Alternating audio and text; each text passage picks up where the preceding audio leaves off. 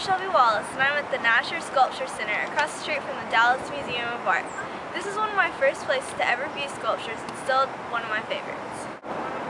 I'm here showing you the Bronze Crowd, one of the most interesting pieces at the Nasher. Magdalena Abakanowicz created the Bronze Crowd, in 1990. This artist experienced the German and Soviet invasions firsthand. She created a piece to show that the crowd, led by evil dictatorship, was brainwashed and dehumanized. He said, "A crowd is the most cruel because it begins to act like a brainless organism." All 36 of the figures stand a little under 6 feet without a head, causing them to be unrealistic and very stylized. The texture of bronze sculpture is rough and uneven. The figures are very thin, upright, and vertical. All the figures are standing in very organized lines, adding horizontal lines to the piece. From a distance, each figure appears symmetrical with their arms tightly by their sides, but when one observes the rough, uneven texture takes the symmetry away and reveals an identity to each figure.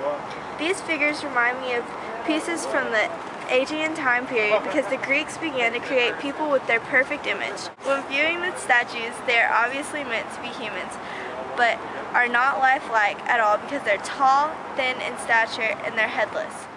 Although the female Cycladic idol is very smooth, these statues reminded me of her because of their similar geometry.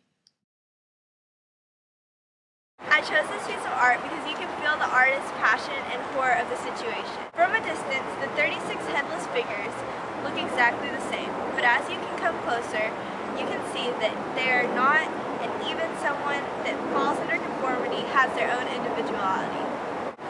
Before I knew the history behind this piece, I thought about how it represented our society today, where most people desire to be like others instead of finding themselves.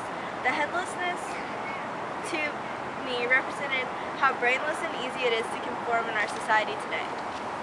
When I read the history of this artwork, I learned that although a horrific time, the masses under evil dictatorship were doing the same thing instead of stepping up and showing what they believed in.